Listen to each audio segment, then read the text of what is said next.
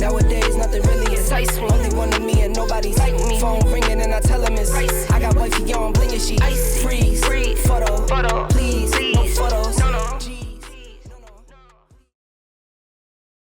Hey, what's going on? Welcome to my podcast. Now, this is 90 days from a male perspective. All right. So, what I mean by that is, I look at things from a different perspective, as a lot of people, and so I wanted to put it out there. I'm tired of talking to the TV. I wanted to talk to y'all. You know what I'm saying? Because I could sit down with people and have the biggest conversation about 90 Day Fiancé, and a lot of them be surprised that a male talk or watching this show. And it's a funny show. I think it's hilarious. So I know I'm coming in a little late. The season's at the last episode, plus the tell-all is out. But I got to start somewhere. And, the new season's coming out soon, so I'll be on top of that one. But let's start off with this episode. So let's get into it. So I'm going to break down the show by the outline of the show. So the way they do it is they'll have, one character or the couple, and then after that they'll show another couple, then another couple. So I'll do it in that order, the same order that they do it on the show. So let's start off with Mike and Jimena. All right, so Mike's got to say goodbye to Jimena, right? Well, he doesn't have to. He wants to. Now, myself, going through all the things that man has been through, I think he's a good guy. He has a good, he has a good heart, but he just got the wrong one. You got you a roughneck woman, you know what I'm saying? She ready to, she messed with the Sicarios. She messed with the Sicarios? Oh, man, I'm gone. There's no reason for me to be, if you're a nice guy like me, there's no need for me to mess with somebody who messing with the Sicarios. So, but his heart is good. He looking to take care of her, have a family. You know what I'm saying? He can't have a family of his own because old girl got her tube size. So, he still accepted it. And I feel like, part of me feels like he's putting so much effort because he may feel like he can't pull something like that in the real world or in New York where he's from. So he's trying to hold on to that. But don't sell yourself short. You know what I'm saying? Don't sell yourself short, my dude. You better off with someone who's gonna respect you, and she does not respect you in the slightest. So he wants to say goodbye. So she kicks him out of the place where he paying rent for. She kicks him out of the place he paying rent for. He tried to have a stand, it didn't work. He got up, packed his bags, got a room. Now I knew from jump when they talked him into getting a room, they weren't gonna let him come back. And I feel like he knew it too. And so he packed his stuff, he left, and I felt bad for the guy. But he left, got a hotel room, wake up the next morning, they like, nah, you can't come back. They say bye over the phone. So, he makes it seem like he's done. And he really needs to be done. This girl ain't for you. She not for you. She done told you she not for you. In many, many ways. She done told you it's done. Honestly, I don't feel he should have came back the second time. The first time he left on a good note. She accepted the proposal. He wouldn't get her or give her the money for her surgeries that she wanted. So now you're going to treat him like this? That's not cool. So, Mike ends up leaving, basically making it seem like he's done with her. But, we'll see. So the next couple, Comes up is Hamza and Memphis. So Memphis says she's pregnant. Now I know I'm not the only one out here. I know I'm not the only one out here that then did their timetable. I know I'm not the only one out here who did their times table and it don't sound right. My opinion, and I could be wrong, but I could be right, is she flew out there pregnant. She flew out there pregnant. And she flew out there pregnant. That's all I know. And that's, she flew out there pregnant. That's what I'm feeling. You know, Hamza, he a good dude. There's a language barrier, and so it's hard for them to communicate. But Hamza, Hamza gotta know, like, there's a possibility this baby is somebody else's. So if I was Hamza, I'm getting a DNA test because it just don't make sense. You come out there and then she end up pregnant on the way out. I don't know. So they packing, getting ready to go back home. You know, I feel good or happy that they got married. I don't want to be a hater. I'm happy they got married. But what I didn't like was all of the ultimatums that came before the wedding. So first off, you get this man to sleep with you because, well, you can't get married to a man you haven't slept with. That right off top don't sound right. Don't sound wrong. But when at the end of the trip you talking about you pregnant, something don't sound right. You know. But anyway, you give him an ultimatum there. So now he got to smash in his mama house, which you know he wasn't trying to do, but he did because Memphis said that's what he need to do. He did that. Then next thing you know, it's a prenup. We can't get married unless you sign a prenup. Put him in a position, and then he, eventually says, okay, I'll sign it. But then she didn't even do the work that she needed to do to have the prenup ready. So now she can't get a prenup. So now she coming to him, I got a postnup. We're going to get a postnup, and you got to sign it, or we can't get married. Like, that's not how this is supposed to work. Like, come on now. And his family wasn't feeling it. I wasn't feeling it, but I ain't, nobody to that. But come on now, Hamza. But you married now, so it worked out. But now she pregnant.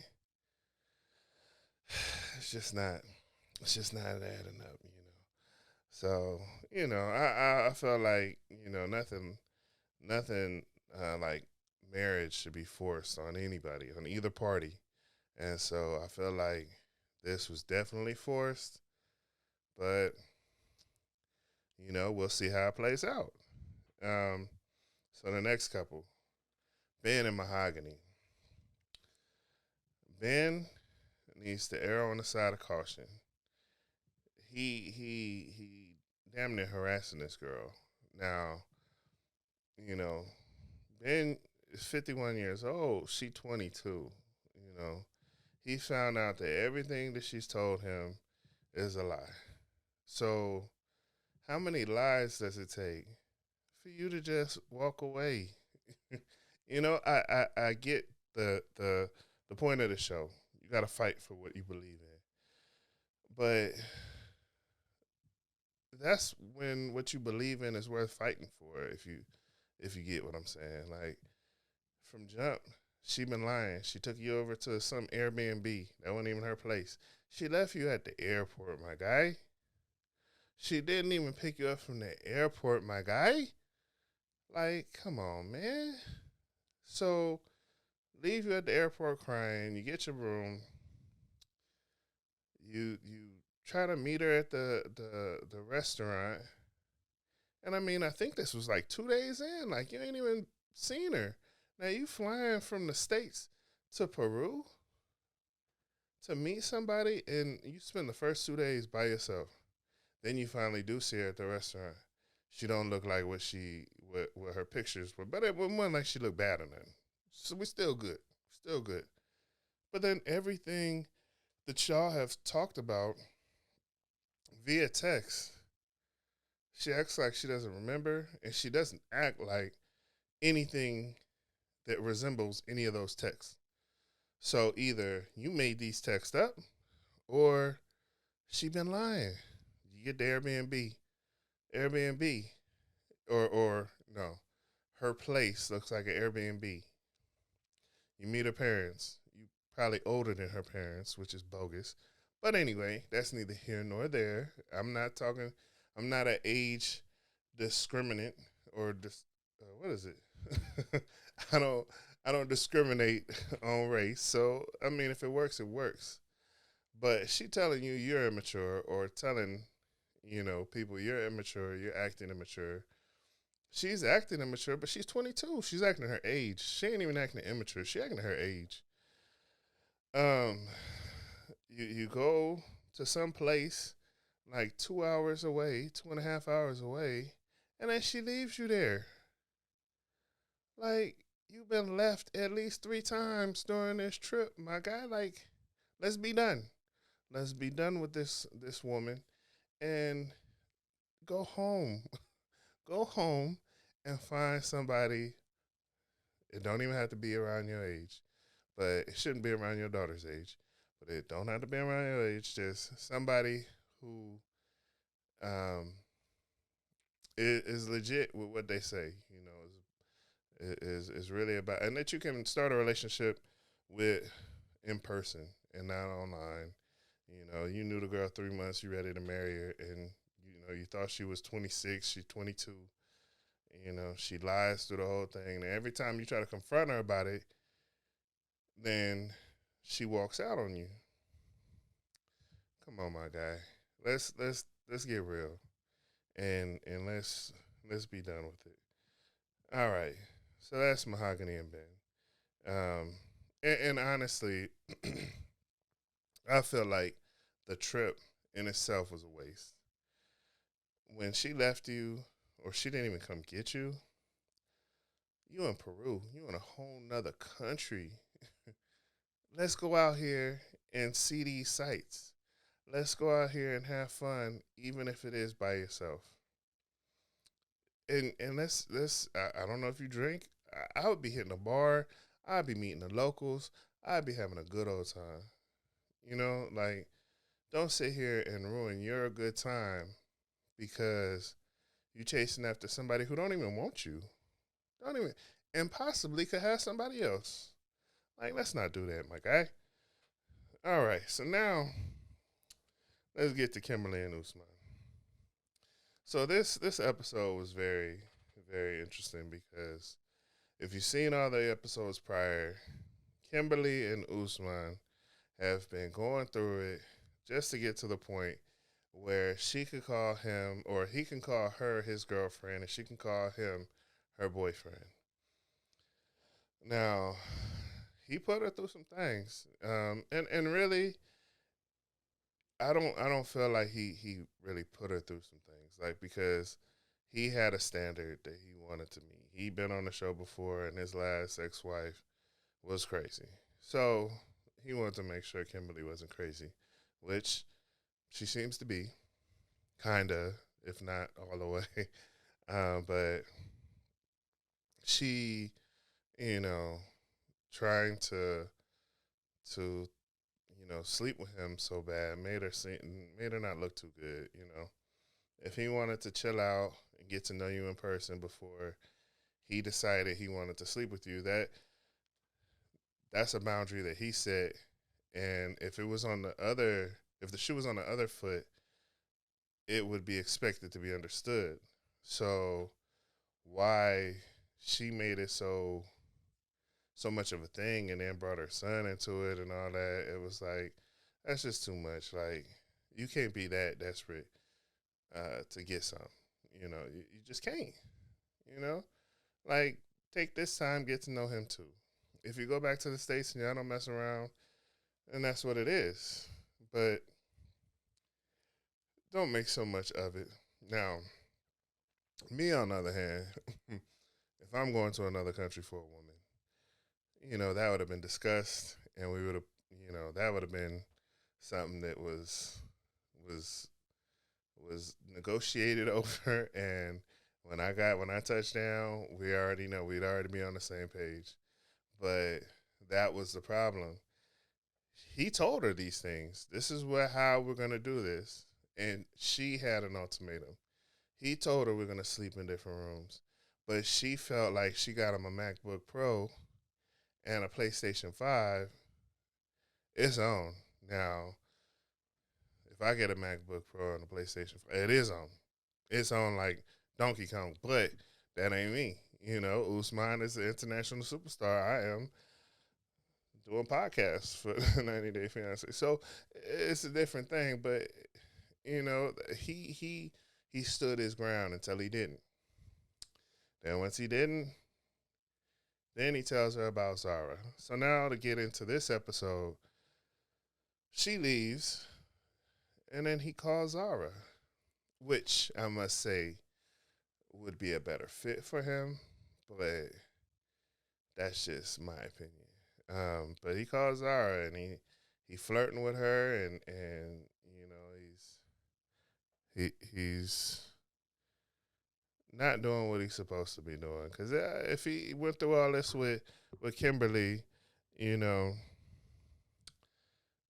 now you kind of expect him to make that relationship work. But now he's taking steps back to go with Zara. And from what it sounds like, if Zara is with it, he'll drop Kimberly like a bad habit, especially since she gone. She left the chain, the Soulja Boy chain. She left the MacBook Pro. She left the PlayStation 5. He good. You back in the States. Now I can go where I really want to go. So that's not right, but that might be what he doing. So now we get back into Ben and Mahogany again. She texts him before he leaves. Basically, have a blessed trip back. And yeah, like I said before, he wasted his trip to Peru. He was folding clothes, talking about this was the shirt I was supposed to wear when we went out.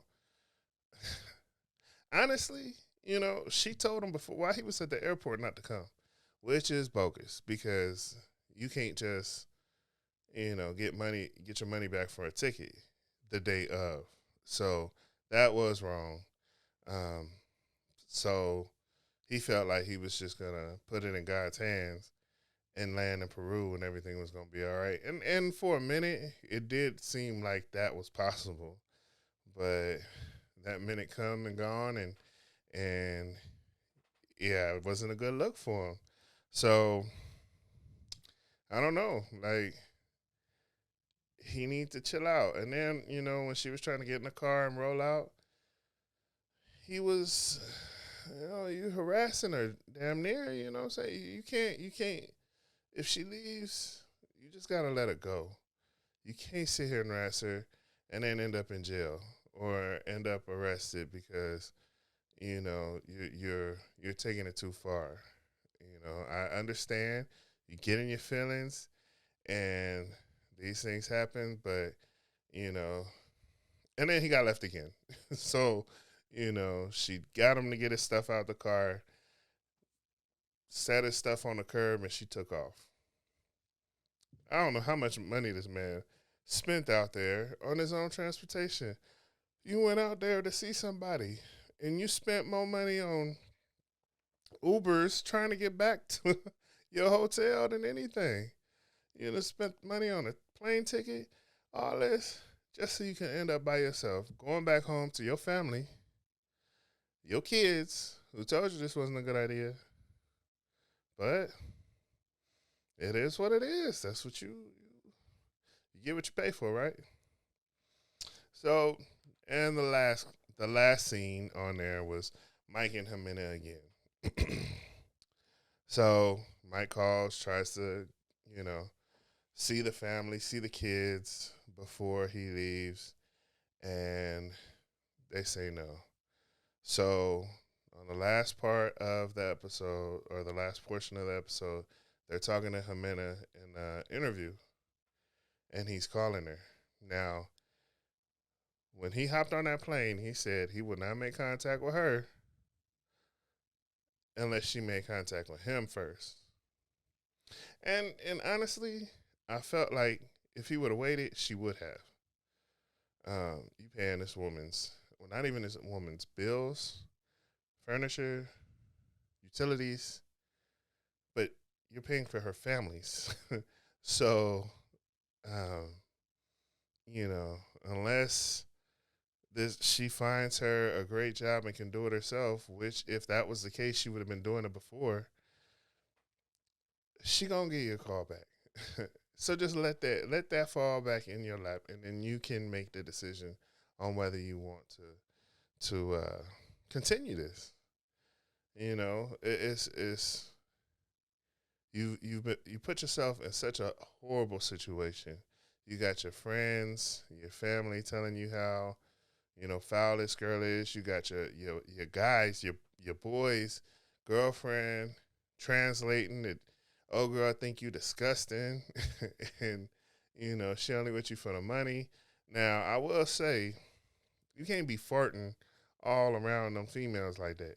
You know what I'm talking about? You can't just be sitting up here, and farting while you kissing on her. That was not cool. That was not cool at all. But you did it. You did it, and you accept that, and then you giggled after you did it, and that was foul too. But it don't matter, you know what I'm saying? If that's how you living, she gotta accept that or not. And Jimena, you told him you don't like that, and he tried to clean up his act. So, like if your friend is telling you, translating for you, that this woman think you disgusting, and it's time for you to go, because he could have left a week earlier. It's time for you to go. Don't sit up there and hold up, because if he would have left then, it would have been easier than when he actually did leave and got kicked out the house and totally just demoralized, and she just totally made him look so stupid, and he begs for more. So he begs for more. That is what it is. That's what he likes, obviously. But he had the chance to get up out of there and save himself that embarrassment. But instead, he put his heart first, and that's not always the smartest thing. But I get it, and I don't at the same time. So anyway, she's doing her interview. He calls her. And he was texting her first, telling her that he still wants to pay her rent and utilities. He still wants to take care of her, and he still wants to get married in September. I don't know what he missed, but she don't want none of those things. She don't want his money. She don't want, or at least that's what she's saying. She don't want his money. She don't want his time. She don't want anything to do with him. But he insists on trying and fighting.